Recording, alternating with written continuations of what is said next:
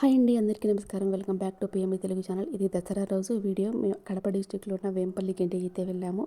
ఇక్కడ వేంపల్లి గిండిలో ఆంజనేయ స్వామి చాలా ఫేమస్. శ్రీరాముడి గీసిన సజీవ హనుమంతుడు అని అంటారు. శ్రీరాముడి గీసిన సజీవ హనుమంతుడు అని ఎందుకు అంటారంటే, రావణాసుని సంహరించి సీతమ్మ తల్లిని అయోధ్యకి తీసుకుని వెళ్ళే మార్గంలో ఇక్కడ బస చేయగా, అప్పుడు సీతమ్మ తల్లి శ్రీరాములు వారిని ఇలా అడుగుతుందంట. మనకి ఎంతో సహాయం చేసిన హనుమంతుడికి ఏదైనా చేయాలని కోరగా ఎంతో ప్రేమగా తన బాణపు కొనతో ఒక బండ మీద హనుమంతుని చిత్రపటాన్ని గీస్తారంట. ఆ అమృత గడియల్లో గీస్తున్న అమృత గడియలు అయిపోయేలోపు గీయాలి కదా. ఆ అమృత గడియలు అయిపోతున్నాయి, అయోధ్యకు వెళ్ళే సమయం అయిందని లక్ష్మణుడు కోరగా చేతి వేళ్ళ మాత్రం గీయలేదట.